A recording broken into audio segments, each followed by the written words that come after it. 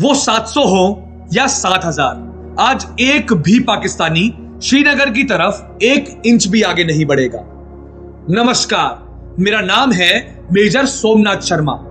मैं वही मेजर सोमनाथ शर्मा हूं जिसे भारत के पहले highest war time gallantry award Param Vir Chakra से सम्मानित किया गया था।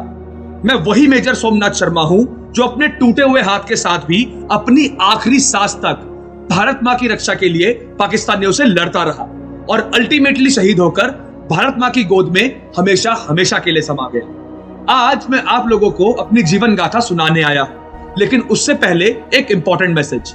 अगर आपको ये वीडियो पसंद आए तो आप लोग प्लीज इस वीडियो को ज्यादा से ज्यादा शेयर करें, ताकि आप लोगों के जैसे ही हमारे भारत के बाकी लोगों में भी देशभक्ति की भावना और ज्यादा मजबूत हो सके। साथ ही एपिसेंटर चैनल को सब्सक्राइब करना बिल्कुल ना भूलें। 31 जनवरी 1923 हिमाचल प्रदेश के कांगड़ा जिले में मेजर जनरल अमरनाथ शर्मा के घर में मेरा जन्म हुआ। मेरा जन्म ऐसे परिवार में हुआ जहां ज्यादातर लोग भारतीय फौज में अफसर थे, तो आप कह सकते हैं कि देशभक्ति तो मुझे विरासत में ही मिली थी। इसी के साथ मैं बचपन से ही श्रीमद् भगवत गीता से काफी ज्यादा इंस्पायर्ड था, जिसके बारे में मुझे मेरे दादाजी ने सिखाया था, और मैं हमेशा अपनी पॉकेट में श्रीमद् भगवत गीता कैरी भी किया करता था। शेरवुड कॉलेज नैनीताल से अपनी स्कूलिंग कंप्लीट करने के तुरंत बाद मैंने prince of Wales royal military school Dehradun में एडमिशन लिया। ग्रेजुएशन खत्म करने के बाद 22 फरवरी 1942 को मुझे ब्रिटिश इंडियन आर्मी की 19वीं हैदराबाद रेजिमेंट की 9th बटालियन में कमीशन किया गया, जो 1947 में आजादी के बाद कुमाऊं रेजिमेंट की 4th बटालियन में कन्वर्ट हुई। 1947 में अंग्रेजों से आजादी मिलने के बाद हमें पार्टीशन से पैदा हुई बड़ी बड़ी समस्याओं से जूझना पड़ा। विभाजन के बाद भारत और पाकिस्तान 2 अलग अलग देशों में बंट चुके थे और बीच में कश्मीर अभी तक एक इंडिपेंडेंट स्टेट था।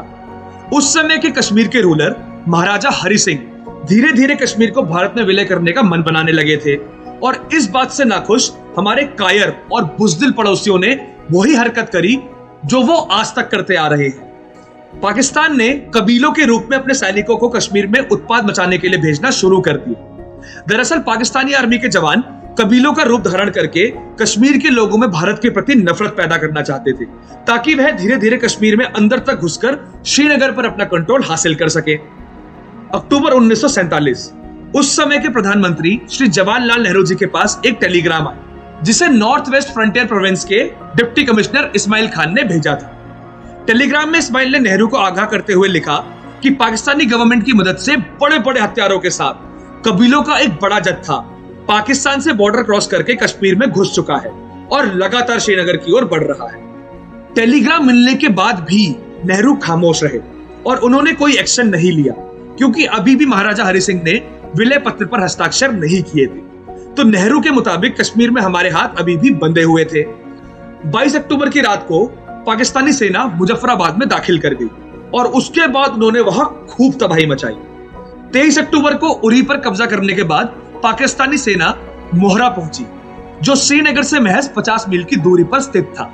यहां से पूरे श्रीनगर को बिजली पहुंचती थी, इसीलिए पाकिस्तानियों ने मोहरा का पावर स्टेशन उड़ा दिया, जिसकी वजह से पूरा श्रीनगर अंधेरे के आगोश में डूब गया। 2 दिन तक अंधेरे में रहने के बाद महाराजा हरि सिंह के विचार बदल चुके थे और 25 अक्टूबर 1947 को उन्होंने विलय पत्र पर दस्तखत कर दिए, जिसके तुरंत बाद दिल्ली में एक हाई लेवल सिक्योरिटी मीटिंग बुलाई गई और अगली ही सुबह पालम एयरपोर्ट से भारतीय जवानों का पहला जत्था श्रीनगर की ओर उड़ चला।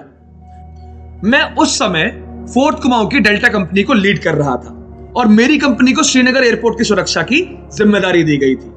फ्रैक्चर की वजह से मेरे बाएं हाथ पर प्लास्टर चढ़ा हुआ था, जिस वजह से मुझे कॉम्बैट से दूर रखा जा रहा था। लेकिन जब पाकिस्तानी सेना श्रीनगर एयरपोर्ट से महज 50 मील की दूरी पर पहुंच गई, तो उन्हें रोकने के लिए मैंने हाई कमांड से फ्रंट लाइन कॉम्बैट में हिस्सा लेने की दरख्वास्त करी। मेरी रिक्वेस्ट को मंजूरी मिल गई और 3 नवंबर को मेरी 4th कुमाऊं की डी कंपनी को बडगाम में पोस्ट किया गया।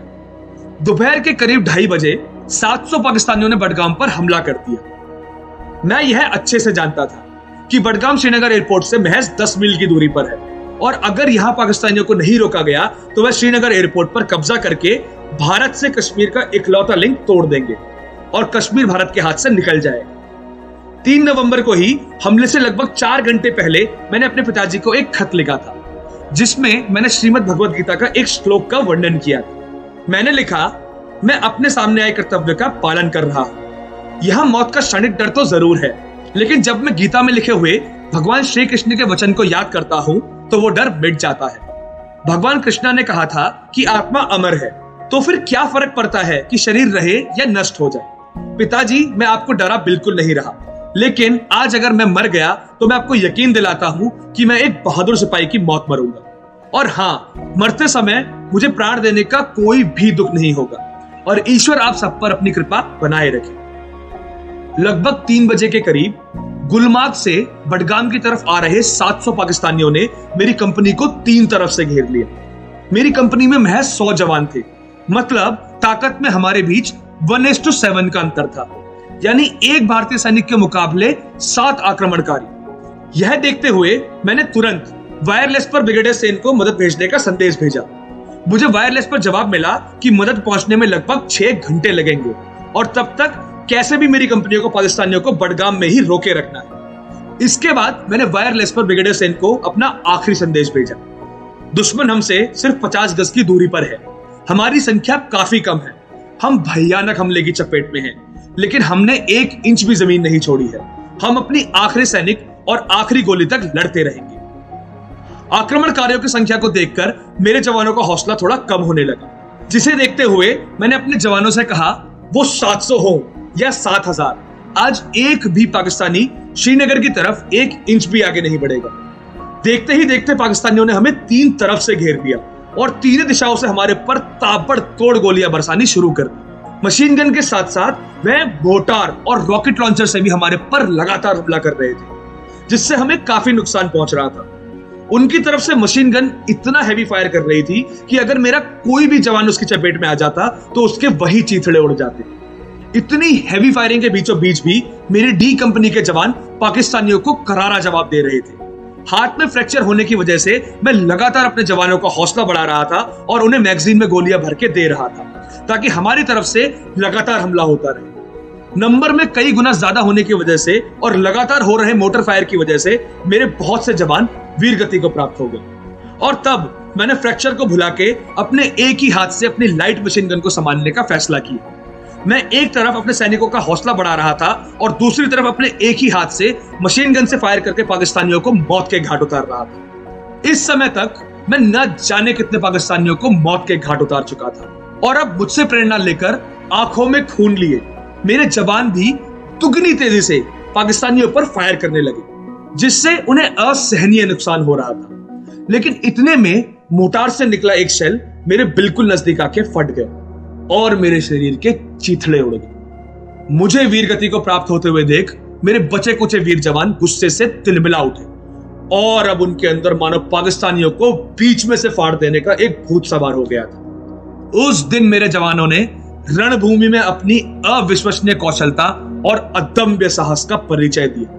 मेरी डी कंपनी के जवान पाकिस्तानियों को 6 घंटे तक वहां रोकने में सफल तो रहे ही, इसके साथ ही हमने उस दिन 200 से ज्यादा पाकिस्तानियों को मार गिराया था, जिससे पाकिस्तानियों के हौसले और कश्मीर को कब्जाने के नापाक इरादे को एक गहरी चोट पहुंची थी। फाइनली 6 घंटे के बाद हमारा रेनफोर्समेंट आया और पाकिस्तानी कभी भी श्रीनगर एयरपोर्ट तक पहुंच ही नहीं पाया। इस मुठभेड़ के बाद भारतीय सेना ने पाकिस्तानियों को श्रीनगर, उरी और कश्मीर के तमाम हिस्सों से पीछे खदेड़ दिया। अंततः इस वॉर में भारत की जीत हुई और पाकिस्तानियों को एज यूजुअल मुंह की खानी पड़ी। जब पूरे 3 दिन तक छानबीन करने के बाद भारतीय सेना को मेरे पार्थिव शरीर के अवशेष मिले, तब मेरी पहचान मेरी पिस्टल के होल्स्टर के चमड़े और मेरी यूनिफॉर्म की जेब में मिली भगवद गीता से हुई, जिसे मैं हमेशा अपने साथ रखता था। इस जंग में वीरता और अदम्य साहस दिखाने के लिए मुझे इंडियन आर्मी के पहले सर्वोच्च वीरता पुरस्कार परमवीर चक्र से सम्मानित किया गया।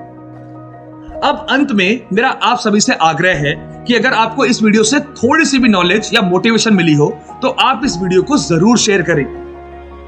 आपको अपने जीवन में जब कभी भी किसी कठिनाई या परेशानी का सामना करना पड़े तो आप सरहद पर तैनात भारत मां के उन वीर सपूतों का ख्याल करें जो आपकी कठिनाई की अपेक्षा 100 गुना ज्यादा मुसीबतों के बीच 24 घंटे आपकी रक्षा के लिए तत्पर है।